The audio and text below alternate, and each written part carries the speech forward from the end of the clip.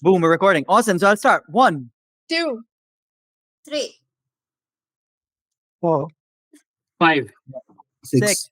I gotta start. 1, 2, 3, 4, 5, 6. 6. Ah, 1. 7, Again. 1,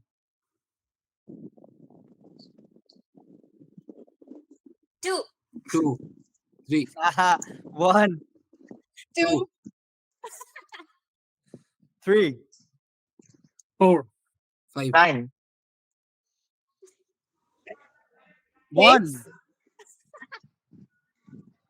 7, Okay, I think we start again. 1, 2, 2, 3, 4. 5, 5, Oh no, you gotta try again. It's fun. It's gonna be very annoying, but it's gonna be fun. Come on, guys. 1, 2. 3, 4, 5, 6, 7, 8. 7, 8, Oh. 1, 2. 3, 4, 5, 6, 7, 8. 9, 10. Done. Well done, guys. Cool. Let's start. Let us start. Are we waiting for more to join or do we start? No, I think we're good. 16 people. I've let everyone in, but people will join. There's some reason at the 0708 mark, loads of people join. So you'll see more people join, but they can join. No worry. So, actually, I'm sharing the wrong. Oops, I need to share the window. It's easier.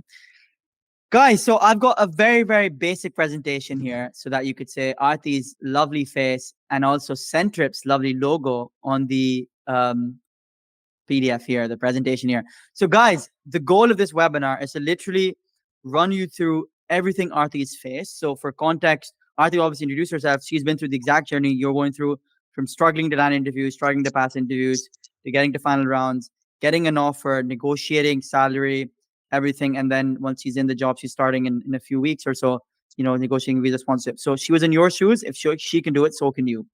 Cool. So I'd love to start the webinar and pass over to Arthy. And my goal here is to speak less than 10%, and 90% of it should be Arthy, and the rest of the 10% should be you guys, right? So my first question, Arthy, if you're ready, if you could actually just run everyone through your story from like India to the UK, what got you over here, and then how was your journey actually applying for jobs whilst you were at university? Yes, why not? Thank you. Thank you everyone actually for joining. It was a brilliant idea pitched by Faroon to me, but yes, for context, I am as normal as you guys are. I get LinkedIn messages of how did you do it? Oh my God. No, I'm as normal as I get. I did my bachelor's in India, moved ahead to do my chartered accountancy course in India. I am a CA. I'm CA Arthy Iyer. And straight away went to work at Deloitte. From Deloitte, I went to a US consultancy firm to work there. I didn't want to get redundant in just Indian GAAP, etc. I kept growing, kept want to do different things in my life. Straight away from there, I went to a more client-facing role, which was an account manager role, but again in a very financially centric, aspect. I think I knew I had touched India, I had touched US, I had touched a lot of Europe as well. So I think my next target was to come to the UK and explore the potential job opportunities that people don't talk about nowadays. It's only the negative side that they talk about. But here I am, came to Durham University. By the way, there'll be another conversation there that why I chose Durham, because I had King's in and I had a lot of other universities in hand that I rejected and I chose Durham. But I think Faroon can get another webinar out of that later. For sure. Yeah, and here I am actually with a very strategic mindset. I came to Faroon. I absolutely told him that I don't want to go back to my back office of consultancy firm and doing the same thing. I need to be in a more client-facing role. I need to pitch in ideas. I'm very good at ideating, and I don't want that to go down to the grave when I'm dying. Oh my God, I didn't do anything in that manner.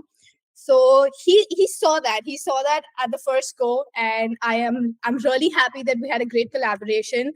I had a lot of interviews. I think Faroon will talk about that in some time. And here I am Sure. actually with y'all as a junior account manager, which is not an entry level. So don't be stuck that you guys can only be getting entry level roles. You can get even a role above that if y'all are actually really good in putting in the hours that Farun asks you all to do it. And yes, I didn't join in an entry level, and here I am sharing my ideas with you all today. And I hope so many get motivated, and 2024 is going to be smashing for you all. I love that. I love that. And I was gonna say, Arthy, how many interviews did you land? Was it 15, 16, 20? How Uh, many was it? 24. Is that including all the later stage rounds as well? Yes, I think even the later stages, yeah, but 24 was the interviews, yes. So many through LinkedIn. I mean, you remember I used to share, I'm like, I got another interview through LinkedIn. What is happening? So, That's crazy. That's honestly very impressive. Arthy, really, really well done. My next question would be, so how did you actually, once you were applying for jobs, how did you get your interview rate? Because I don't think your volumes were that high. You had very high conversion rates of apply to interview. What do you think you did differently? And this is, we're gonna get into your strategies on LinkedIn, but what do you think you did differently, which meant that you're just landing interviews like a maniac, like everyone is wanting to interview you. yeah, I think um, I did have an ideology that when I was going at the job applications after my unis, I felt there was a brainwash, that there was like a wave of everyone saying, "Oh my God, quantity! Apply to many jobs, you're gonna land one. If you apply to 300, you're gonna land one." That's a lie. That's a complete lie. I would always, I think even when I first spoke to Farun, was quality over quantity. I picked those jobs that I think I would have a perfect shot. When I say perfect shot, I really believe in perfect shot. So I knew that I could very well, with what I have done, with what experiences I hold, and how I can actually connect with the hiring manager. Those jobs, I just did those jobs, and I think that landed me in the perfect analysis of application, interview, second round, third round. So stuff like that. You need to actually find that that job was carved out for you. If you believe that, you're gonna get an interview. So you're gonna get like curate your entire package as for that. So I think Farun, again, now the second step would be that he's gonna talk about it, but I will let that do, like, let Yeah, Farun. no, I was gonna say, like, how do you actually know? Because you're saying it so easily, like, oh, I was only going for the jobs that were perfect for me. How did you know which jobs? Because I'm pretty sure people are wondering, but like, how do you figure that out? As I think through my experiences, you have to align it. Now, as many know, you can see it on LinkedIn. I'm a finance graduate. I've worked in Deloitte before. So I think you'll be like, oh, she could also fit in KPMG. She could also do a consulting job. But that's not me. That's not how I can convince someone. For the matter of fact, I have the brain to go as an investment banker, but I don't want to do that. So if I don't want to do, how do I convince them? How do I show the passion? You know how ChatGPT uses words like you resonate with the CV, or you have the passion to do it. No, it's not about words. It's about how you communicate to them, because UK is all about transferable skills. If you can communicate and showcase that you are actually a great fit, is something you can do it. So I might have an audit job, like, or in, I don't want to name companies, but you all might know Mazars. I know I would fit in great, but how to convince that I want to do it? I really want that job. No, I couldn't convince them because I don't want that job. So something like a client facing role, something like a junior account manager, an account manager role, I knew I would fit in perfectly, like a sales or a client facing role. I can convince, I can talk my way and say, I have the passion and I want to do it. So things like that were my niche. I think I went and I spoke to Farun a lot of times, and he said, yes, you should do it. And looking at the job description, there are a lot of more nitty-gritties that I will get in further. But yes, firstly, know what you want to do. Go for the jobs, not that because you just want any job, but you want the job, which is what my mindset was. For sure. And I think the key takeaway from here is that, if you go for the right jobs, it's easy to Yeah. be passionate. Like people ask me as well, like, Fern, how are you so passionate? I'm like, am I passionate? Like, it's just by default. It's just find the right job. Even if you're in business, find the right business that you're passionate about. So Arthy was passionate about a client facing role, but she was also passionate about financial services, So it just came across like, yeah, like I wanna get in sales. I wanna be dealing with clients, and I'm really passionate about finance as well. So if I'm selling a product within the fintech space, so it's literally a win-win. I really really enjoy it, you know. So she didn't really have to force it. And then in interviews, when she says like I meet the requirements because I've done this experience, it's like what communication. You guys have probably heard this, but most of it is non-verbal, right? 80% of communication is non-verbal. So it's about the tonality, it's about your energy, it's about how succinct you are, it's about how logical you sound and you stutter, and that all of that literally is perfect when you're passionate about the area, right? So same with getting people jobs, right? For me, it's like I really love it. So if you really love it, you don't have to, force yourself. So that's really, really key. So Arti, I'd want to understand. So because you said that you were going for only roles that you really, really liked and the passion came across. How selective were you when, let's say, a normal day in Arti's life, you're going through jobs, were you just like only like rejecting most of them and only going for a few? Like, what was your process there to find the right ones? Yeah, I think we had a conversation, Farun and I would openly say that he said RC target 3 high interest jobs. And I'm a chartered accountant. If someone says 3, I'll go up to doing 5, okay? Because I like to push myself to the brim. That's how I am. So when he said 3 high relevant, in my brain, I said 5 high relevant RC, 5 high relevant jobs. And what do I now mean by high relevant? So I'll give you an example so that it understands better to you all. There was an account manager role in financial communications. Now I'm good at finance, I'm good at communication, but when you go read in between the lines, financial communication means you need to know the nitty-gritties of PR, which is public relation. I could have wasted my time applying for that role, but will I get an interview? Do I have a PR background? No, I have a background of finance and I can convince them I have communication. But where is the underlying fact that I have a thing about PR? I don't have. I go to the next job and I saw, yes, this is a perfect fit. An junior account manager role in financial services. Financial services is my thing, is my forte. I am lovely. I'm good at finance. I can pitch in that. Account manager, it's a client facing role. This is what I need. Boom, I send in an application. I mean, not an application, sorry, my bad. I work on my application, and working on your application is going to take a lot of time. You need to look at the job description word by word. And when I mean it, it's word by word. It's not going to be as easy as, okay, I fit all and all above, da da da, okay, go. People just rush to the requirement part and be like, okay, I fit in the requirement. No, read the entire job. See a line word by word that you fit. And I did that.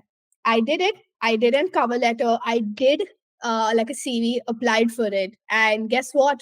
That was sent trip. And today I'm actually having the job. I love that. And I remember like Arti got to 2 or 3 final rounds, and there was this one company that literally was perfect for her, and she got so close to the final round, and it was such a heartbreaking rejection because they were like, yeah, we'll go for lunch together, the team will take you out to your favorite place, you like Thai food, and we see you fitting well in the UK office, you got US team. She had like 5 people on her side, but at the end the head of sales just, he didn't really see Arti as a fit, and fair enough, I think he did the right thing because Arti got a better job. And then we were back to square one. Now this is week 5 or so. We're back to square one, and we're applying. And then I remember Arthur was like, "Yeah, this Edelman Smithfield is like kind of. I think they were reaching out to you, right? Or they were like being very proactive." Yeah. And then literally what you want to do is, let me just quickly show you. If I were to open up profiles here, so I'll just take 2 seconds so that you guys understand this, right? So what Arthi is saying, I'm just showing you like basically. So Arthi was like, yeah, like Arthi to me was like, yeah, I could do it, but I don't know if I'm the right fit. I was like, let's have a look. All I did was I opened their account. Like so they were reaching out to her for the assistant account executive role. So it's kind of a sales role, but it's more so like communications, right? You're selling communications instead of a product, I think. So we literally went to people. So we saw the job description, clicked on the company here, went on the people, and I just searched account executive. And then literally everyone I opened, if you look at them, this person, a lot of them have like history degrees or communications degrees, a law degrees, like more like writing based degrees.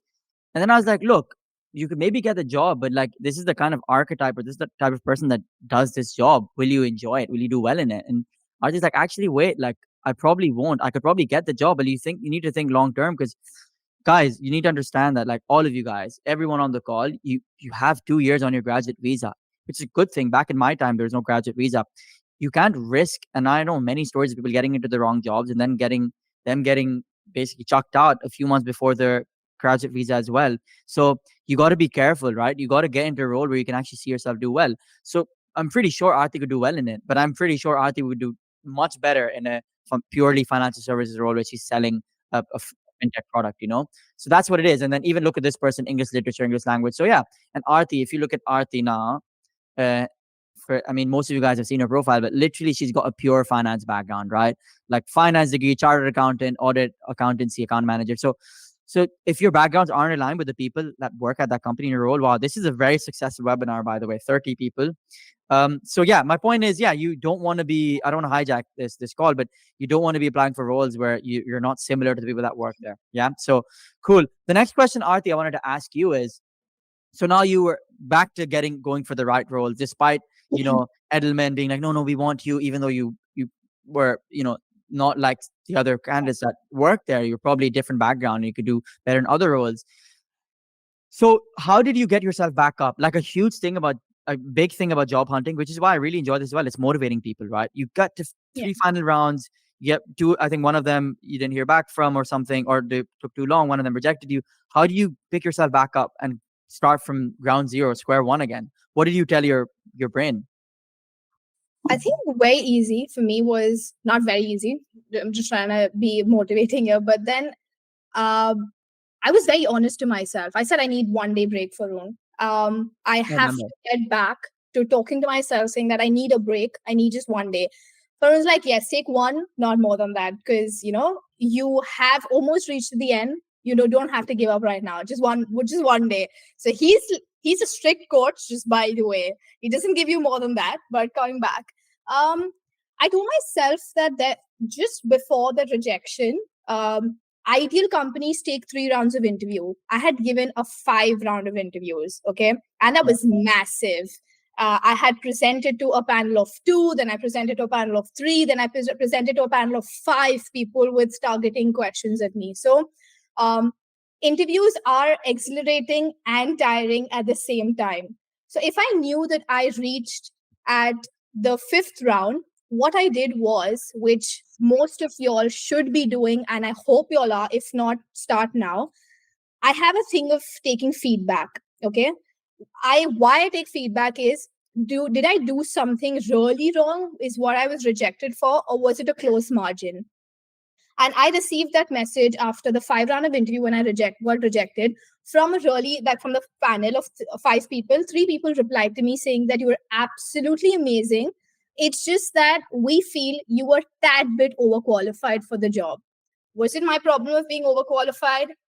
No. But did I do amazing? Yes. What does that mean? You see the read between the lines again, that you have the potential to get there. So get back again, get back, go ahead, start. And please apply your feedback of your rejection in your next roles, which none of us do, maybe because of ego or just, I don't know, no, I don't want to do, they're going to, reject, they rejected me, they don't deserve me. Tell that to yourself, but apply that concept of why they rejected you in the next interview, which is what I think Faroon and I did that. I said, Faroon, I had two people said this.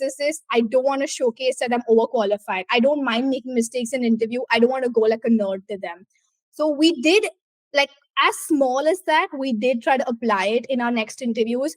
So the first and the foremost, I feel, is please ask for feedback. As short a message saying that it's disappointing to hear such a news. I would have loved to join the organization, but then I just wanted to know what feedback would I get and why did I actually get rejected in this role? People are going to reply to you, and they like proactiveness, and they're going to remember you for asking feedback. So in future, in a month's time or 2 months' time, if there is a role, they're going to come up to you. I just had like a week back, I asked for someone a feedback in October why I got rejected. And they remembered me, and they came back to me in the first week of December saying that, we really liked the way you approached all your interviews, where you took feedback, and, there's this role open now. Are you interested to, come join us? I said, I'm sorry, I'm already in a job now. So make that impact, create that impact about yourself. I love that. And it's so important to take feedback on because, guys, as you guys know, people reach out to me and they ask questions like, "Fern, should I do this?" I'm like, guys, to be honest, I don't know the answer to the questions, everything. I'm figuring out stuff. And I've been worked with people who are extremely successful entrepreneurs making hundreds of thousands every month. And when I work with them, I realize, damn, this person is making more than me in a month or in like a few weeks than I make in a year. And this guy's figuring stuff out. So it's fine to figure stuff out. You just got to be comfortable with the process, right? So with Arthy, basically we applied the feedback, and the feedback was that, look, if anyone's applying for sales roles, you're not supposed to apologize a lot. And I thought it's actually being considerate, but then it makes sense. Like even they said to Aisha as well in the sales role, they said, yeah, we're trained to not apologize. Always you say thanks for being patient. So Arthy, would you give me permission to actually show your presentation for audit board? Oh, why not? Okay. So guys, just look at the amount of effort Arthy put. I remember it was before 2 days before it started at 12 a.m. or so, we sat down together and we literally finalized it. All of it was Arthy, to be honest. And just look at the level of depth. And she got rejected. Guys, this like I would pay £1,000 for something like this. Literally, the question was, can you break down like how you would like your understanding of the Sarbanes-Oxley Act, internal audit, third-party risk management, and then I think which companies you would target, like 3 companies you would target and which one you would finalize. Just look at the level of look at this level of work. And she got rejected at the 5th stage. We spent a month like literally just dreaming of Arthy working there and getting promoted and getting like massive bonuses, and she got rejected ruthlessly. The head of sales just didn't vibe with Arthy, and it's fine. It's fine. Like I had a similar experience as well. And you know what? Sometimes these rejections are a blessing in disguise. And I'll actually tell you a really brief story, guys. I promise I'll be a minute, not to hijack this. I did a similar, and I could show you as well, for a company called Multiverse. And I was really into like disrupting the education space. So I'm all about using tried and tested techniques for the 21st century for education. Like I'm in the education business, right? Educating people how to get a job. And there's a company that did that would tell people not to go to university and go into alternative routes like apprenticeships. It's called Multiverse, founded by the founded by the son of Tony Blair. And I went through 4 stages. I did a presentation, and they said, no, you're probably more executive level as an associate. I was like, that's great, because I was looking for a new opportunity. This is, I think, March or April 2021. 2022, sorry, March or April 2022, not long ago, a year and a half ago. And then what happened is they rejected me last round saying, oh, you're actually too strategic, entrepreneurial. This role is not for you. And I took that and I was like, you know what? They're right. And I left that to start international, and then international years became a thing. So if I got accepted, I would have gone to that job, whatever, gone promoted, 80, 100K, whatever. Would I have been? This wouldn't have happened. And this is way more in terms of my personal growth, financially better for me, international hustler. So the point is, guys, rejections are a blessing in disguise. What Arthy said is so important. Take the learnings and, move forward. But Arthy says she took a day off. I think she even took less than a day off. And the next day she's like, hey, by the way, I'm applying to this and stuff. So yeah, think of it like this. It's not about like, they say it's not about like how much you can get hit. It's about how much you can get it and how fast you can get back up. Like, it's fine. I get hit every day by some different challenges. This morning as well, there's some business challenges as well. It's you just push through. It's fine. So anyways, guys, I'm going to move back to Arthy. I promise I wouldn't speak more than 10%. So I won't speak much after this. But Arthy, I think the one big reason people are here is to know you're getting interviews, but there's a lot of smart stuff you're doing on LinkedIn in terms of reaching out to people. So what was your strategy? Just walk me through. You applied to a job, and then how would you actually reach out to people? How would you stand out? Like, just walk us through your strategy of reaching out to people, because I think that itself is gold. That strategy is worth hundreds of thousands of pounds. Yeah. Not many would agree with my strategy, but bear with me. I'm going to start saying that I had told this to Faroon that I'm not going to be targeting recruiter companies or organizations. I want to go directly to the companies. I don't want an additional step in between like, someone I'm applying for and the company, like, and myself. Because it's like, first I need to call the recruiter and then go ahead and then the company, etc. No, I want to keep the process as short as possible. So when I also scan through the jobs, if they are from a recruiter point of view, there's someone recruiter company has put up, I don't actually go ahead. I take that as a medium level or a low level interest. My high levels are directly to the company. Now, when I found a good role, I go see the organization on LinkedIn etc. See how many are working. I first judge as per is it a medium size, small size, large size. This is what I used to categorize my applications as per. Because if it's a large size organization, trust me, there's going to be an ATS process. They're not going to take your CV as a human being and read it personally. So if it's an ATS, I should sit with Faroon even as a word by word that it has to tick every boxes, because I really don't want to go away on an ATS scanner, even though I think I'm perfect. So you need to categorize as per that. Secondly, once I did that, then I used to make my CVs. Now, reading a job description is the key for you all to land the job. I am not going to even shy away. I have spent almost 2 hours on one job description, and I'm not even exaggerating. Farhan used to be like, he's trying to motivate, like, come on, you can do it quick. The first time you're going to take a lot more time, but the second, the third, when you keep reading more job descriptions, you need to know what to pinpoint, okay, what to put in your CV, the keywords to put in your CV, and you will understand what they are trying to look at you and what they want. Because once you read a job description so many times, if you get an interview, you know what to talk. So read the job description, put the keywords in your CV. Now, the second step is LinkedIn. If y'all are blessed to have who's hiring, I would say, boom, don't waste too much time, but just message the hiring manager. I do not waste a lot of time in running behind the hiring managers, because you, me, and a 30 other today here the first instinct is to message the hiring manager. How are you going to stand out? So I used to message the hiring manager the last. What I used to do, I used to start from the back. I should go find out other like employees in the company, and then actually message them so that they reach out to the hiring manager that Arthy has reached out to me. Has she applied? And then after a day or two, I message the hiring manager saying, hey, I needed some 5 minutes of your time, Actually, like, yes, I've heard about you. So many people have actually come around and telling me that you've applied and you messaged to them. So I've already formed an impression, So it's okay to start from the back. Many people be like, oh, target the hiring managers, do that. If you see, all the hiring managers will have more than at least 2K connection requests or 2K followers on LinkedIn. Why? Because so many people connect to them. Do they have the time to be replying to 100? No, they don't. But the employers instead will have around 600 to 700. They would really appreciate LinkedIn messages and your, they're valued. Today you come up to me at Centrip and say, hey, Arthy, as an employee, I came out and I love your entire journey. How about you, is there a time for you for 5 minutes?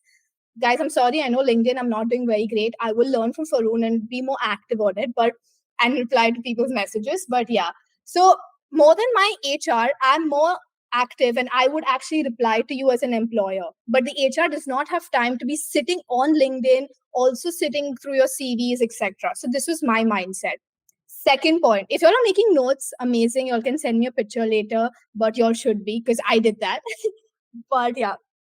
Second point is, when you all are reaching out to people or employers in the company, what again I thought is a little more personalization. I used to target all Durham University people because I'm from that. So an additional sentence in my message of a connection request saying, hey, I'm too from Durham University, would have a personal connection.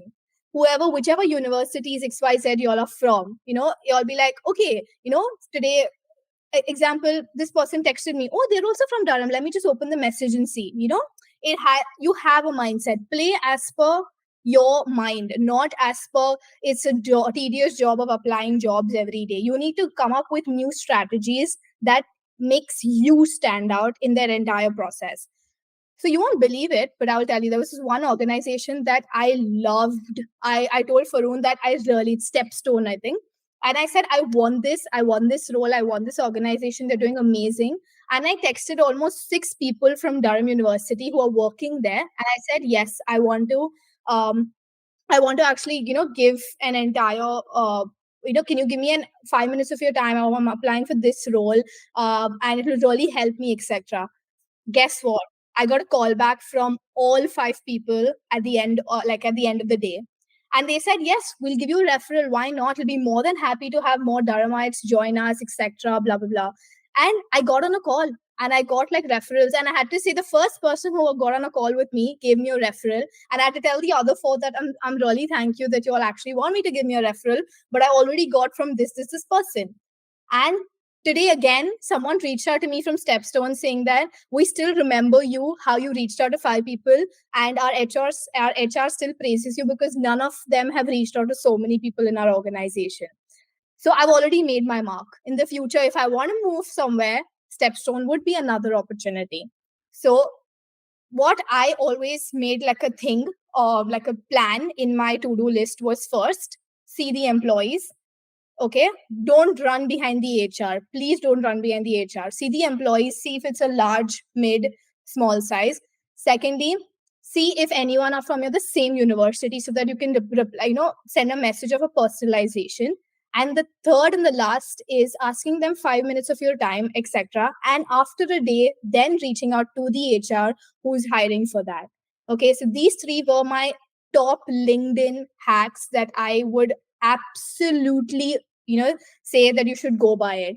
And it's okay, follow up on LinkedIn messages as well. It's all right to annoy people. They like proactiveness. It's not called annoying. I had a mindset that, oh my god, I could not, should I reply, should I actually message them again? They might be busy, etc. But I've got so many messages saying thank you for actually texting us again, because it got like we get a lot of messages, and it's really nice that how you followed up with us, etc. So please follow up.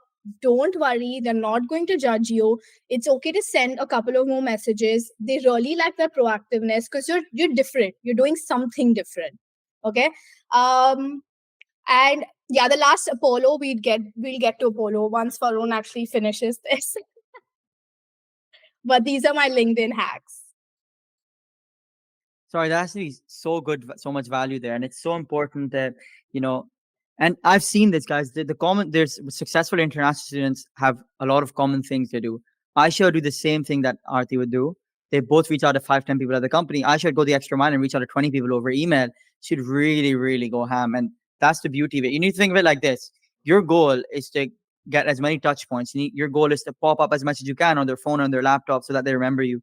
And the truth is, they're not trying to avoid you. There's so much influx. Like right now, I'm not a recruiter. This is a professional training company, our community, and I've got over 6,000, 5,800 requests. Recruiters and even employers get thousands. So it's hard to remember everyone. So your goal is to message them, email them, and don't worry. As long as you're respectful, it's not bothering them. The number one objection I've seen is, but Faroon, isn't it annoying? Isn't it disrespectful? No, you want a job. They're advertising for a job. Of course you're going to do that. I interviewed people for the next interview accelerator program we're running, where we're launching next month. And literally the people that went through in terms of the pipeline, let's kind of look at what 9 people got to the case study round, and 20 people got rejected. I can show you, I'm seeing it right now. And everyone that got invited the next round, I think 7 of them followed up. And the 2 that didn't, one of them has a kid. He recently had a kid. So the point is, guys, you got to follow up, right? It's worked with me. It works for everyone. It's like basic stuff, right? If you eat healthy, you're going to be healthy. It's simple as that. If you follow up, they're going to remember you. So Arthy, this brings me on to the next question, right? So I think what you've been super humble. I want you to also talk about like how like employers have said they looked at your LinkedIn, and they really liked your posts and stuff. So I want to know from you, and I'd appreciate if you're not humble, how much do you think your posts posts contributed towards them replying? Do you think they see your post? Did anyone mention your post on LinkedIn? Because you've gone like fairly viral a couple of times for someone that's only started like a few months ago. Yeah, I would say they have reached out to me. Not even reached out, they actually accepted my request and replied to me instantly, maybe because of my LinkedIn. And sometimes I think it is because of my LinkedIn. I was given this advice as from my alma mater, Durham University, when I was in the finance club and I used to give financial advisory for Durham University. They were like, you should write blogs. The way you make it simple about understanding financial terms for people coming from pol science or people coming from history, and they're really interested in learning something new, you should write blogs. And that ticked me. Why not use LinkedIn as blogs, or not even blogs, but why not use LinkedIn to just pen down some words? And that worked. And I never bothered about the number of likes you get or anything. I really liked it. I started LinkedIn. I started putting it as my professional goals. I started connecting to people. I joined a lot of groups. If you all still find me in the groups which is common to y'all, yes, I have joined a lot of groups. I really like reading a lot of things, and I think that really inculcated a habit of moving from other social media apps to LinkedIn and spending a lot of time on LinkedIn. And so yes, I think LinkedIn for me was a growth perspective of even landing a job majorly, I would say. If you're as active on LinkedIn, commenting on people's posts or being engaging or even putting yourself out there, I think there is a form of credibility that forms for your profile, that you are good. You need to communicate that you're good. I think I treated LinkedIn as a virtual resume. Not an ATS can reject me on an application, but if the hiring manager really likes me through my LinkedIn, I've sold myself enough. So I think make yourself stand out. You need to do something which other students don't have. You need to do something that you need to be different. And so that the hiring managers notice you. When you message them, they go to your profile. Trust me, they do. They view my profile. Every message that I've sent, they accept my request, they view my profile, and they take time and then they reply to you. So when you get a reply, please, for God's sake, don't take it lightly. That is your little bit of door open, and you need to open it fully so that you get the job. So I used to take that tad bit opening also, like grab that opportunity and do wonders. Communicate that you are good. Communicate that you're perfect for the role, not in a very cocky way, but in a more passionate manner. So yes, I think I did that through my posts. I did that through a lot of comments on other people's thing. I did that through a lot of messaging people or through employees so that they understood that I'm really good. I spoke about my experiences, not again in a cocky way, but then how it fit the role and why I'm actually messaging so many employers so that I don't want to lose this opportunity. I always put a line saying that, sorry, I'm messaging you at this hour of the day, but then I love this role and I really don't want to lose the opportunity of grabbing this, role. And hence I actually am reaching out to you, blah, blah, blah. So make it personal. Don't chat GPT everything, please. Y'all are amazing people. Y'all can talk. So don't chat GPT. Let it be personal. Today, someone sends me a long message on LinkedIn. I understand somewhere it's come from chat GPT, but then, it's okay to waste 5 minutes of your time to curate like a 5-line message on LinkedIn, but it's going to work wonders. Exactly. And I would also say that it's a mind shift as well. Instead of calling it a waste, call it investment. Yeah. Everything in life is an investment. When you're like international heroes as well, the reason why it blew up and got all the applicants, because we would help people for free and not charge them anything until they land a job. And it meant that we had to pour down my savings. I had to have no income for months, but it was an investment because I was learning how to get people jobs. I did it for my friends, but I built a process around it. So the point is, it's an investment. Everything is an investment. So literally, Arthy is so right. Like a short message that you wrote with your own fingers instead of using ChatGPT is better than like a 20-liner, right? That ChatGPT wrote. And like, especially someone that receives loads of messages like Arthy, employers get so many messages as well. They can tell when it's ChatGPT. I can tell when something's ChatGPT, and it just leaves a bad taste in your mouth. But it's ChatGPT, it just doesn't feel good. So use ChatGPT for inspiration, and then completely change everything about it. Just use it like I use it as well. Like for some questions I wanted to ask as a webinar, I use ChatGPT, and then I completely rephrased, and I was like, nah, that doesn't make sense. So use it for inspiration. Think of it as ChatGPT gives you the foundational base for the first 20%. The next 80% is you. There's a pyramid. So Arthy, what I want to ask, Just the last. Go ahead. Yeah. A hiring manager or an employer has assumed that they have like literally a 5-second attention span. So don't send them 5 paragraphs. You need a 5-sentence. Literally, when I'm saying 5 lines or 5 sentence, count when you're writing a message and send that. Farun would send you a message, send you the draft what I wrote and why I got so many messages on connection. And please don't send connection a request without a message. Exactly. I was literally going to talk about that. So I was going to say, guys, if I were to share my screen now and just show you like all the connection requests I've seen, literally, this is just live data, right? Closest 5,500. And if you just look at right now, all the requests, the one that's going to stand out is the one that has a message in it. You know why you don't see many ones with messages in here? Because the ones that send me message, I accept. Because I'm like, I want this high quality person in my network because they took the time out to say, hey, Farun, I love your work. I just want to be connected to you. I'm like, boom, I want you in my connection list. Everyone else stays a follower because they have, look, this one, I swear I saw this and I really liked it. I took a screenshot. I was gonna post it somewhere on the school community or something, but I'm gonna accept it now. Do you see how great that message was? And now, boom, she's right in my inbox now. She's right, like literally now on my. Oh, you um, showed this to screen. me. I did show it to you, I think. Yes, you showed this to So, me. if I could zoom in, I don't know if I can zoom in.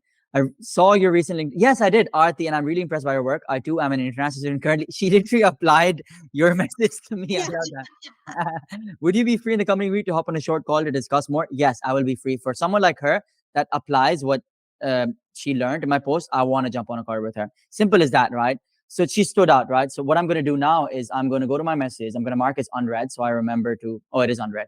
Boom. So guys, and if you look down, like literally most of the ones that send a message, I've accepted, right? So there's not many left. See, this one I didn't accept because he's obviously there. I've got nothing to do with like switching to car or turning technology is irrelevant, right? Even something, hi Farun, I'd like to connect with you. Thank you in advance. That's good. It's not bad. But if it's more specific, where you apply learning that you saw on someone's post or something like, hey, I've seen that you got promoted twice in 1 year and I'm very impressed. I'd love to pick your brain for 5 minutes. Yeah, That's so personalized. personalized. Yeah. Exactly. This is a good one as well. Sorry, person helping translators get a job. Can we connect and talk? Boom. Yeah, let's talk. You know, that's what you want to do. All right, but most of them I accept. So yeah, I mean, as I said, I don't want to hijack this, but Arthy, my next question would be, when it comes to, so let's say you apply for the job, you reach out to 5-10 people, you build a report over message, you hop on a call. What would you do on the call to actually build more trust and for them to refer you? Because you got referrals from strangers, and that's so impressive. Yeah, I think Farun would actually show you we're not bluffing. Will show you the messages later, maybe sometime, about referrals from LinkedIn people who just connected to me like literally 10 minutes back. Okay. And they got on a call. When they have suggested you to get on a call, please don't be like, yes, let's get on a call in the next 2 minutes. Please don't do that. Please, if you want to get on a call, even if it's an employee, you need to know everything about the job. You need to know everything about the company. Don't be a stranger to go on a call. Today, if someone wants to join my organization, Centrip, and someone calls me and I said, yes, let's get on a call in another 10 minutes. You don't even know the company. You don't know where it is. You don't know how many, branches in the world it has, or you don't know what Centrip is all about. Imagine how bored I'm going to be on the call. Why am I even on the call? My first thing is, why am I on the call? If you have not done your research, again, this comes back to the step one. Job description is your Bible, Yeah. and about the company as well as your Bible. You need to know everything. If you're going to get on a call, give them more information than they themselves know. That's again a standout. You might be talking to someone, you're applying for a financial accounting job, but you might be talking to someone in the marketing field. So they might not know it, but they do have the standpoint to refer you to the HR who's hiring for the financial accounting. So take advantage, take full advantage. It's okay even if a random person is messaging. Imagine directors have replied to my messages from Edelman Smithfield, and I will show that to you, that they're ready to come on a call because they liked how I presented myself. On call, they said, how about we have another round of call? Suddenly, without being formally getting emails saying there's a second round or something, I should get it on LinkedIn. And I'm like, more than happy. And suddenly, boom, I'm in the last round of interview with a director for Edelman Smithfield. And I think Farun knows about this. I never got official emails of round 2 interviews, round 1 interviews. It was all LinkedIn. So when you get on a call, please be prepared. Please be prepared more than required for an actual interview, I would say, because that is your time to grab that opportunity by the neck and be like, yes, I've got like an entry. I've got an entry in the job. I'm going to get like an interview. Convince a person. Please don't confuse the person. Okay. I always tell that to myself. Read well. Don't confuse the person saying that I should not have a question in my head. Is he actually interested? Because does he or she know the job? Does he or she know the sure. company? So, go prepared. I feel read the company, and here you can use ChatGPT. Here you can use all the AIs there to just get information about the company For or the sure. role. So yeah. For sure. And I was gonna say, it's and people, and you're probably wondering like the how, because people are like, okay, I get like what, but like how do I do it? Guys, it's not that hard. Instead of being like, yeah, I'm really interested, you don't ever, it's never explicit, it's implicit. You're like, oh, I was just reading this, I was just curious to know, I saw that you're expanding to Hong Kong, and I see like the real estate market in Hong Kong is super competitive, it's super hot. What's your strategy there? I see a competitor, they launched last year and they've kind of went bankrupt, so I'm wondering if you're doing something different. And then when they answer that, you're like, a follow-up could be, oh, so it sounds like what you guys are doing is so different. I'd love to know, like, if you're using to contact the leads, they're using HubSpot, is it field marketing? Genuine conversation, curiosity, that shows your questions, and I've seen, because I've been studying how successful coaches operate, and I've seen successful coaches say when they identify clients or candidates to work with, they judge people by their questions. They say the amount of dedication or the amount of intelligence someone has is directly linked to the type of questions they ask. High quality questions means high quality client, high quality candidate, right? So, and we make exceptions all the time, right? So the candidate that definitely I can see is asking high quality questions, we'll make an exception for them. We're like, yeah, this person is really good. Let's give him a bespoke offer. Let's get them to join. Maybe they don't even need to do the case study, and it's across the board, And even Harvard will do that, If you're like the son of a large politician in India and Pakistan, of course Harvard and Oxford will let you in. They don't care about the process. Similarly, if coaches know that the candidates ask smart questions, we make an exception for them. Employers know that as well. So that's what Aarti would do. So Aarti, I might be putting you on the spot, but like, what type of questions would you ask once you would jump on the call? You would go with a list of questions. What would be your kind of strategy there? I know you'd do your research on the job description, but like, do you have an example of like a question you'd ask to impress them? Yeah, I think it's not about one question, Yeah. because remember, you're going to go on a call. You don't know what the opposite person going to have a conversation with you. So I made a list of 10 questions before getting on a call. I used to divide it 3, 3, 3. That's 9, I know, but just an additional extra question. So 3 questions about the job, 3 questions about himself, so that he knows that, or he or she knows that I've actually looked out on LinkedIn and what they're doing in the company, how long they've been, and 3 questions about the company. This is an holistic approach about how you get on a call. So remember, it's not one question, 2 question. If the conversation is going more personal about his graph in the organization, you pick out one question from the personal 3 questions about himself or herself. Okay, if the conversation is going more about the company and how it is, how the growth is there, etc. Pick out one question from the 3 questions about the company. And he talks about only the job role. You've got someone exactly from the department and it's only about the job. Then pick up any question from the 3 questions of the job. So remember, this is what I should do. I'm giving out here openly just for you, Farun. Kidding, guys. But yeah, 10 questions. It's always not enough. Okay, nothing is just enough. 10 questions, 3 questions about the job, 3 questions about the person you're talking to, and 3 questions about the company. I love that. No, that's so beautiful. And then would you say that once you're on the call, have you seen them getting impressed and their eyes light up when you ask those questions? Yeah, they were like, this is a very intelligent question. No one's asked this. So many people who've said this. There's a thing when someone asks question, do you have any questions? I think 90% of the people say no, thank you. It was a lovely interview and blah blah blah. You're gone. You're rejected when you say that sentence. I love that. When you say, yes, I do have questions, I've done a little research, or maybe I've stalked you on LinkedIn, I hope you don't mind. This is how I used to start a conversation and break the ice. I used to be this. I'm like, I'm sorry, blah, blah, blah. I have stalked you on LinkedIn. I've stalked the organization. I've read 100 times the job description. So there are a couple of questions. If you have time, shall I shoot out to you or shall I drop it on LinkedIn? How it works for you? Then they're very interested. Oh, they stalked me on LinkedIn. It's a little personal praise as well. Like, yeah, please go on. They say that. And then you just shoot the questions. And it has to be very intellectual questions. Don't be like, how are you feeling in the company? No, please don't ask questions like that. Yeah. I would say, please don't ask, because I feel lovely. That's why I'm here in this organization. Ask questions like, so recently I realized that you've been promoted twice in the span of 1 year. Actually, how does that work? I've never seen someone so booming in an organization. That means the organization is really working on career progression of their employees. What do you think about it? As simple as that. It's great. Yeah. That's great, honestly. And it shows that you've done your research. It shows that also they'll feel good as well. And that your goal is to your goal is to make them feel good after they leave the call. And if you give them that feel good energy, you're like, actually, you know what? Like, I wouldn't mind. I would actually like working with Aarti, and that's what you're gonna do. Like, let's say Bhavya, or let's say um, Akib over here joins the call and he asks a question like that. They're gonna be like, yeah, you know what? I feel positive about Akib.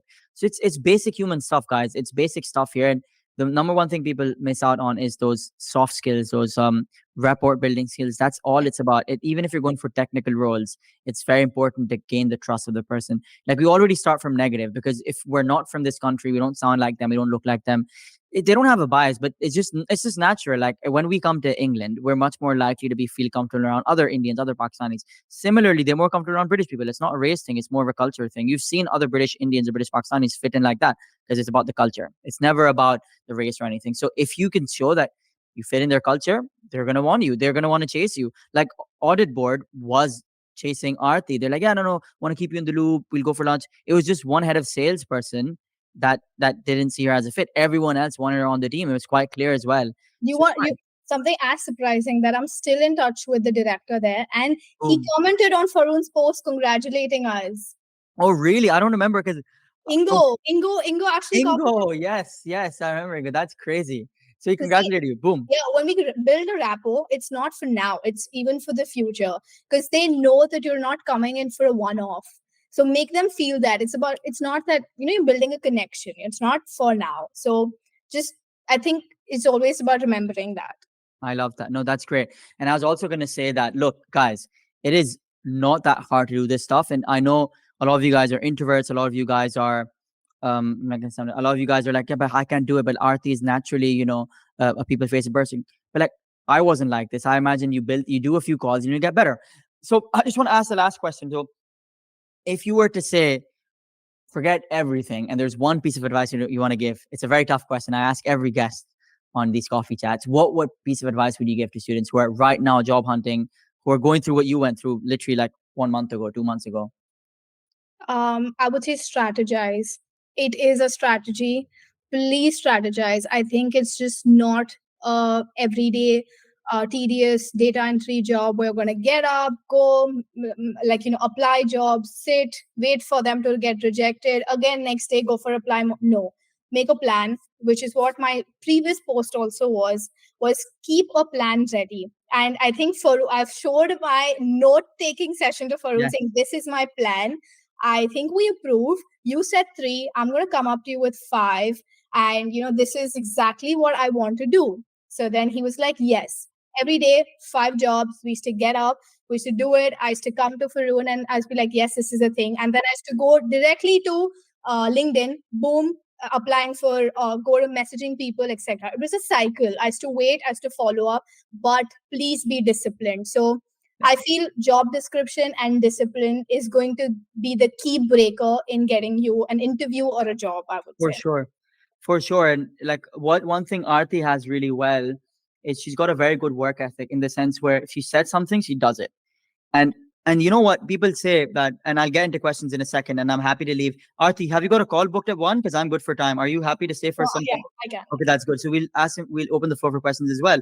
But the one thing I was gonna say is, guys, what's super important is people say that, okay, Farun, but how do you get this confidence? How do you have the respect? And same, Arti has a lot of confidence and respect for herself. The hack to having self-confidence and having respect for yourself is by saying you'll do something and actually doing it. Yeah. That's a hack. If you were to take one thing away, take this away from this call, guys. Say you'll do something. Sorry, in your head, say you'll do something and actually do it. Do that 10 times. You'll start respecting yourself more. You'll be able to look people in the eye. And like, confidence is not a thing that you're born with. You build it up. When you have an evidence of all the stuff you've achieved, you're a confident guy, and people are attracted to confident people.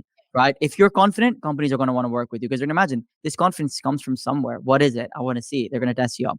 So, guys, I'd love to open the floor up to questions. If you have questions, I know I would suggest, please, please, please ask Arthy questions. And the reason is I'm engaging with you guys through the WhatsApp group, through the school community.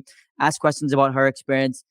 Happy to answer questions as well, but please ask Arthy questions, okay? So if you could just, instead of posting it there, if you could raise your hand up, and then we could just take it from there if that works. Happy for you to post it on the chat as well, but I think it's easier if you just ask, because other people would prefer audio. Awesome. I think the first person would be Ishtiaq. Go ahead. Yes, yeah. Hi, Arthy. Hope you're doing fine. I have a question. Like, I'm based in right now. I'm based in Pune. Like, I have more than 3.5 years of experience. I've been a civil engineer, worked in marketing, I worked in event management. So how do I like get a job in UK? I think firstly, it's fine. You've got great experience. Utilize that for your advantage. I feel many people don't see in your 3.5 years experience where pinpoint your client facing experience or your sales experience, etc. Pinpoint that out and put that in your CV because it has to be as aligned to the job description as possible. So if I see your job description and if I see your CV, it's like a rip off, okay, or it should be like, okay, it's exactly what I need. So, and then please reach out to people on LinkedIn because if you're wanting a sales role, etc., you need to be open about, yeah, you can reach out, you can cold message, you can cold call. So do that. Sure, and I just have a question for Paul. I just have sent a connection request to him. Like I'm new to LinkedIn actually. It's only been 3 4 months since I've actually.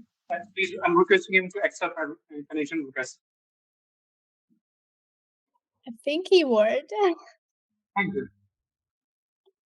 Yep. I think. Who is next? I think it's Limika. Can I? Hello. Yes. Hello, Limika. Yeah, actually, I have a couples of questions. My first question would be, how can I find a mentor who can guide me throughout the journey as I am fresher who is currently doing my masters, and it is going to get completed in next September 24. So I'm searching for a mentor who can guide me through my whole journey to and end to my sponsored job in UK. You can find mentorship in anyone. I mean, whoever actually, what kind of mentorship do you want? If you think that you can reach out to Faroon, he would be more, like, you would think you're a great fit in the accelerator and you want to come in this, I would be more than happy to be, coming on to that because I had a great time. I landed a job. If you're disciplined like me, I think you need a coach or a mentor like Faroon who's going to pinpoint everything at you. But yeah, mentorship is there for you. And you can always reach to me on LinkedIn. I know I'm a tad bit slow in replying, but I'll be more than happy. And I think so will Faroon. So yes, mentorship is always there. Yeah, it's good idea. Actually, I can reach out after this session. Yeah, the other second question is, we as a fresher, I'm currently a fresher. So, which firm should I target to get a job in the market? It's a large firm or mid-sized firm or small cap? It also depends on personal choice. I wanted to go for a small size or a startup because I have done with my big guns in my career. So I wanted to now. I told you I've always been up for learning new. So I wanted to take a startup. But if you think you want to go in a mid size or you want to go in a large size, it completely depends on you. So think about what you want and strategically then remove everything out and then land up to one. What are the high chances of getting on which level of job that I could get a sponsored job early or more faster? And Sorry, which we can take this question. I'm sorry, Limika. We can take this, and then after this, we'll have to go through the queue if that's okay. But Arthy, I'll let you answer this. Sorry, it's my fault. I stopped you earlier. Yeah. It completely it's not sponsorship. It does not require, it does not mean about a large, mid, or small. Sponsorship, remember, it's about for everyone here. It was told to me as well, it's about how much value do you add to the organization. So if you think in a large organization, if you're joining in an entry level, they think that you do add value to the organization, they're going to sponsor you. But even in a small size firm, if they think you're not going to add value, sponsorship is not going to be there. So you need to strategically, that's why I said strategy planning is very important. So know about a role and then don't worry about sponsorship. We can definitely negotiate a sponsorship. And I think Farun will talk about that later because we've done that and he will definitely get at that. Okay. And my last question would be, as I'm completing my masters by next 2024 next year. So when should I start applying for the job? Which is what is the Limika, I'm so sorry. I'll let you answer this. There's other people in the queue as well. Yeah. So after this question, if you Yeah, could, yeah. there's No 7 worries, or 8 no people, worries. let them Thank ask questions as well. Just one question at a time. Sorry, guys. You can ask question again. Just get in the queue again if You that's okay. again, yeah. Okay, no worries. All right. Thank you so much. There's nothing about early or late in applying for roles. Because grad roles will be open now, and they'll be more than happy to be receiving your application. So Okay. Thank you so much. welcome. Cool. On grad roles as well, if the company is really, really large, what really helps is applying really early. If it's mid-size, Arthy's right, they're ongoing. But if it's like KPMG, I applied a year and 3 months before they started. Although we don't recommend large corporates because the odds of getting in are so slim that you could put the same effort into a smaller size company, you get multiple offers. Cool. Limika, and I'm going to lower your hand. Myra, go ahead. One question at a time, please, just to make sure everyone is covered. I just want to ask Arthy, since you're already a chartered accountant, so why do you think there was a need to do a MS in finance then and then, get into the UK market and the job market? Oh, yes, I would. If there was an opportunity, I would have loved to show you my Excel that I created in India, but later sometime in my LinkedIn DMs. I had a strategy already planned because CA is more in the niche of accounting and auditing. And in India, if you're not a ranker, you get jobs there. And I wanted to do something in finance and client facing in finance, which is like M&A pitch deals and investor relation, etc., which I knew had to have an MSc finance, which is more specialization. So that's when I came to the UK, where I knew client facing and finance, perfect amalgamation is UK. A lot of strategy. I took other countries in consideration, but boiled down to UK. So yes, here I am. Thank you. Amazing. Pankaj, go ahead. Hi, Arthy, and congratulations on your job. My question is, how did you broach the topic, or how did you, did you beat around the bush, or did you specifically ask the question regarding sponsorship? Oh, nothing about that. So I think my target was really clear. I had 2 years on my grad visa. So my initial investment was to get into the company, build a rapport. Mhm, And once I get the role and get an offer, when I'm negotiating, that's when I can talk about sponsorship. Because mhm, once you have like one bird in hand, that's when mhm, go for fetching another. If you're mhm. trying to fetch all at once, you're not going to land anything. So my advice is firstly, get a foot into the door Mhm. and be more than in a better position to negotiate a sponsorship. Okay, so at the last end is what you suggest. Yes, yes. Thank you. Milan, go ahead. Milan. So, the Amen. congratulations. Thank you. So my question was, I'm studying in computer science and I have past 7 years experience. In my course, I have industry placement that start on September 2024. So, do you suggest me some websites or any personal, like any job portal that I get involved in apply for the internship, and I already do the applying and preparation for that. I think LinkedIn is amazing. And secondly, I think Farun has covered this in his 90-day blueprint about how to get job roles with like an entire Google, like how you could put it on, it's called the Boolean method. So if you actually go to his 90-day blueprint, it's going to be bang on because it worked for me. And that's when I found a lot of jobs. So yeah. No, thank you, Arthy. And it's Okay. free as well, Because guys. A lot. yeah, Yeah. I already involved in that, and I have one question. Like I have 7 years experience, so I already go to 2 3 interviews, and I passed one coding round and everything. And in one last like three-sided cube, there is enter developer position. So they just I got a rejection in the last round. Like I'm not communicating well, like they expect for me. So I get a feedback from that. So I'm just my question was, if I go to internship role, so there is not much there much Milan, do you mind? I'll take this, work and Arthy. not much like So, yeah, Milan, what I was going to say is I'll give you honest advice. And it's kind of like what's worked for most people, which is a brutally honest advice. So if you're on webinars, it's, I have yeah, we're struggling to get you. Milan, we're struggling to get you. Let me just internship answer in your my question because I got your course, question. but if I go for the graduation or any experience level role, so they might. Yeah. I've got your question, Milan, if you let me answer it. So, Milan, the point I'm trying to make is, and I'll give you brutally honest advice, and it's just the honest advice most international students lead, is the fact that if you're on a webinar, it's fine to have not the best internet quality, not the best mic quality, but we're struggling to understand you. So imagine if you're in an interview and they're struggling to understand you, you could have the best technical skills, they're not going to hire you.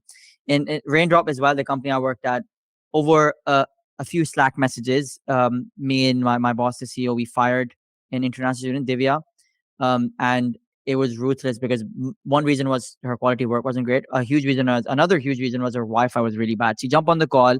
We'd have weekly stand-ups, 15 minutes, 2 p.m. to 2:15 p.m. because CEO was like, I want minimum calls. And they would take 20, 25 minutes because the first 5 minutes we'd try to get her to fix her Wi-Fi. So very important, guys. If you come to the UK and you're in a flat share, I've been in shitty flat shares. Literally tell the landlord, I want to pay you £30 extra for you to double the speed, get good Wi-Fi, sit next to the Wi-Fi. It's so important. So yeah, in terms of your question, I think what you're saying is around what roles you should go for. I didn't get your question completely, but if you want, you could then type in the chat because your voice quality isn't great, and then maybe Arthy and I could pick it up. You're on the train. Yeah, no worries. That's fine. I suggest, especially in an interview, reschedule it, but always take an interview when you are in a position where you can answer the question in a room where the Wi-Fi is great. Awesome. Akib, go ahead. You're next. Hi, Akib. So I'm from Bangladesh, and I'm currently doing my master's in marketing, and on the next month I'll be graduated, hopefully. So I also have a 5 years experience of marketing back in my country. So my question is that, so should I apply for the mid-level role for here, since I'm almost new in this country for the new job market? So should I apply for the entry level, or can I apply for the mid-level roles as well? I think you can apply for both. You shouldn't, but entry level is going to get you the role because the marketing field is now looking for a lot of entry level positions, and don't shy away from that, because I think when I was applying for the roles as well, Faroon said that if they think you're very overqualified to the entry level, and if they have a position above that, they're going to push you for that. But if you go for a position above that, they're never going to give you a position lower than that. So remember, again, go for the lower level. If the organization thinks you're really good for the lower level, they will push you above. So yeah. Yeah, I agree with that so much. Awesome. Who's next? We have Sai next. Hello, Arthy. First of all, congratulations on getting the job. So my question is, if you are following up on LinkedIn with personalized messages and not getting a response, it's like, for example, let's say if you message them twice and they haven't responded. So the third time around, how would you differentiate your message without sounding that you are, desperate for that job or annoying or something like that? How do you differentiate between your follow-up messages and the first message? Yeah, I would just say, like, after 2 messages, I would say, I'm sorry if my messages are actually going to your spam, or it's just getting mixed up with a lot of messages that you might be getting. But then I'm just trying to have like a short and having literally a 5-minute chat with you, and I'll be more than happy to get in any of that time. So this is literally, I'm not even making up right now. This is literally what I've written. So and after the third message, they were like, absolutely, I'm so sorry that it went through as other chats, because a lot of messages I was receiving, but thank you for the follow-up. How about we get on a call tomorrow? So as quick as that. Sometimes you won't, guys. I'm not going to put you there. Sometimes you won't get messages. So rather than wasting time on that one person, try going on for another person as well. I would just suggest that. Oh, thank you, Milan. Thank you, Sai. Awesome. Thomas George, go ahead.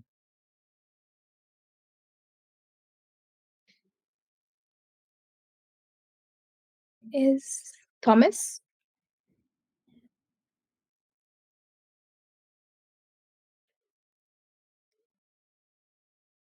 Are we getting anything? Thomas, maybe you can try it later. We can lower your hand. Oh, you're there. Right. So, Arthy, my question is, what would you do, like, if you're a person who's trying to switch up the careers? Like, so my previous career experience wasn't in marketing and online marketing. So I'm trying to get in jobs that's focused into digital marketing. So I don't have the experience or the skills yet. So would I still have to focus on applying on jobs, or do I have to build the skills first before I apply to the jobs? Because my resume is not going to match the job description, no matter how many words I change around, because that's what I've been struggling with for the past few months, which is, trying to change my previous job descriptions, my previous experience to whatever roles I'm applying to in digital marketing, but it's just not working. So what's your advice on that? I think I would say that Can you Thomas, repeat? yeah, can you hear yourself? There's a huge echo. If that's okay, please. Oh, sorry. Is there an echo? Yeah. Okay. Okay, perfect. I think I did the same thing when I first thought that my audit experience and my accounting experience won't be, um, I think, won't suffice for a sales role. But it's all about, again, I feel you're not reading the job description perfectly. If I could do stock to different, field of maybe audit to client facing and sales role, I think so can you. It's just that you need to amalgamate it in the right way. When I said in audit that I've handled the audits, instead of audits, I don't have handled so many clients. And clients is the word for sales. So I'm giving kind of an a hack. I would say that I've had forensic audits with these many clients. I've done pitch deals. I've done mergers and acquisition for these many clients. So I'm giving you like a small example as per se. So you are almost in a very similar field, and I think you can definitely merge it. Maybe you're just having the difficulty in merging to get the digital marketing role, but you come from a very similar background. Not unlike me, I came from a stark different background. So yeah.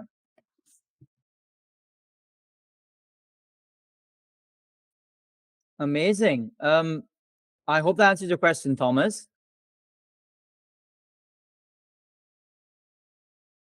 I'll take that as a yes. Pankaj, before you ask your question, I'm looking at the way you got an animation going in your picture on Google. Yes, yes. Super, That's to impress the super cool. employers. I love that. I was like, what is this guy doing? He just slides in and then leaves. Yeah, just that's to impress the employers. But yeah. So Arti, my question. I'm so sorry for. Did you want to say anything else? No, that's it, man. I've Thank said you. Thank you for that compliment.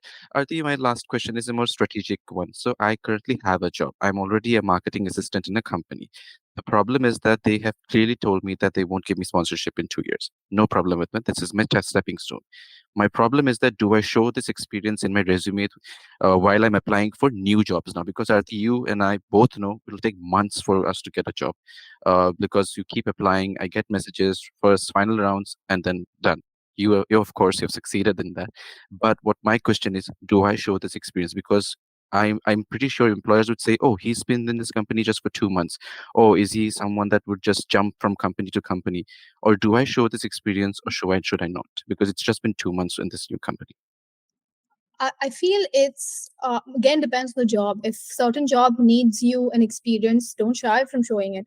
I had in London when I came in August, I had a Mhm. 3-month work, I think a fixed term contract kind of a thing. Even though they gave me an offer to continue, Mhm. I didn't take it up because I didn't like the work that I did, and I was something I wanted to do something way different and way bigger. I agree. Mhm. And that was the thing. And I asked Varun, I haven't shied away from showing my 3 month of work in London. And actually so many of them have actually reached out, like recruiters, saying that that's really amazing that you have 3 months of London experience. So it's a huge Mhm. thing to have a UK experience.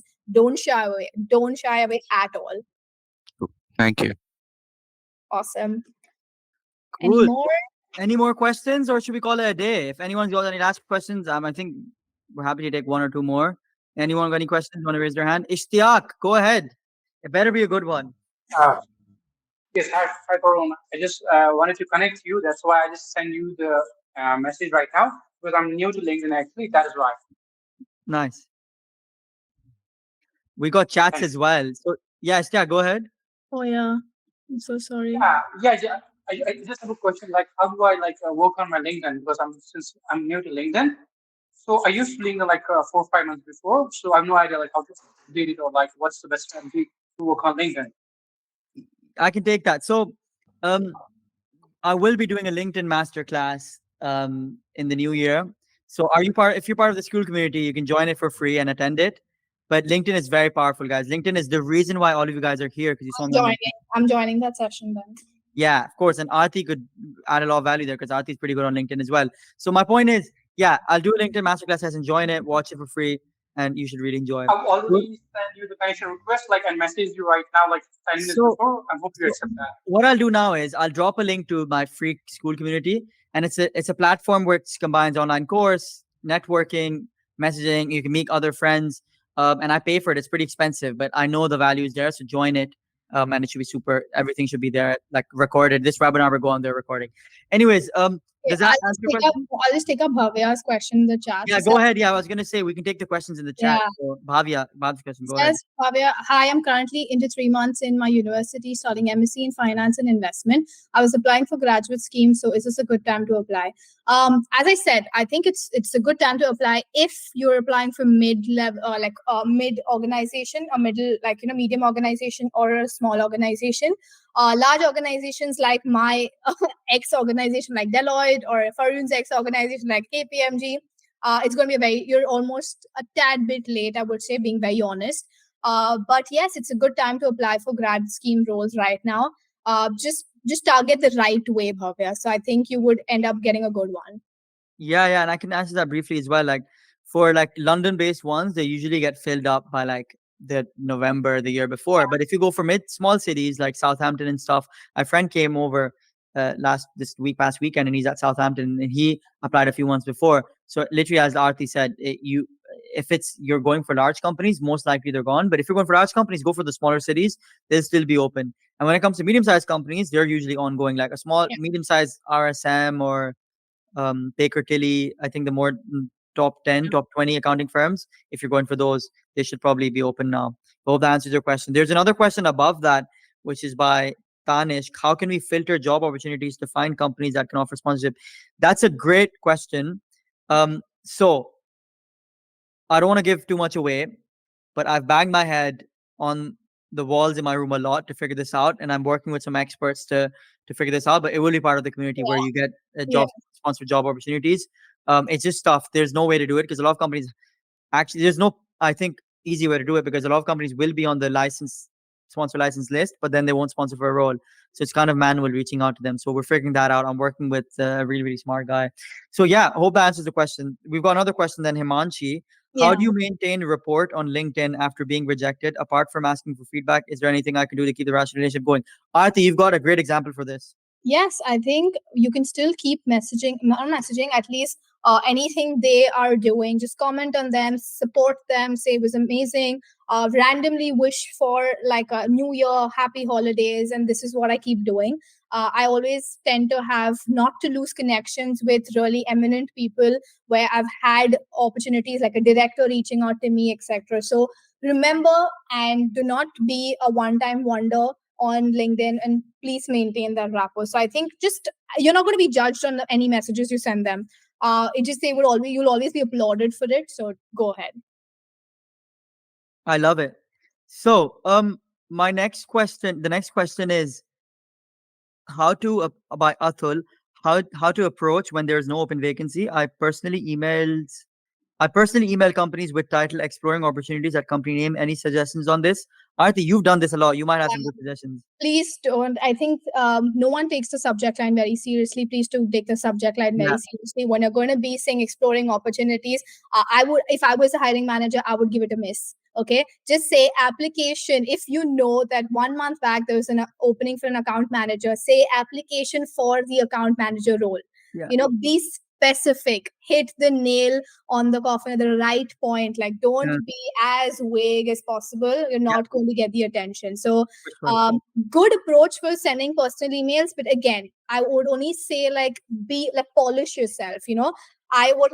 Trust me, I was also like that, but when be a sponge. I think that was the first thing Farun told me. Be a sponge. We both come from a Big Four background. We know what that means when we say be a sponge. Take in all the information and please apply. Just don't take it also. Just apply it as well. So don't say exploring opportunities. Say application for da-da-da-da role. Okay?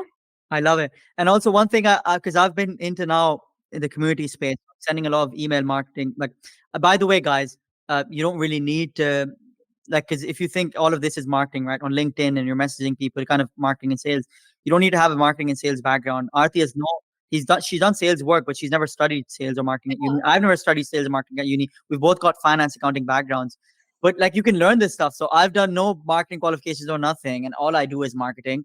And literally, I recently learned, I sent an email out to like 400 people, and the open rates were like 80%. What the subject was, first name question mark. So if you get an email saying Arthy question mark, let's say I get a email with a subject saying Farun question mark. Obviously, you don't want to do that because that's a bit, it's catching the attention. You can do that if you run your own business. But even if you have the name of the hiring manager in the subject, that's great as well, because they're going to reply to either their name or either, as Aarti said, if you mentioned the role, application for account manager role. But if you just say exploring opportunities, that is so vague. Like, what opportunities, what role? So you want to make sure that you are very specific. Is there more questions coming in, or are we done, by the way? No, Bhavya just got like a question. I'll just answer Yeah, that. go ahead. Yeah, Bhavya, coming from a finance background, I did pay a lot of attention in grad roles. I applied in Barclays. I think I told this to Farun as well. I got to the last round of ING, and I was in the assessment. I was in the office in London, and what happened was also, I'll tell you, there were two people, two Brits, and me.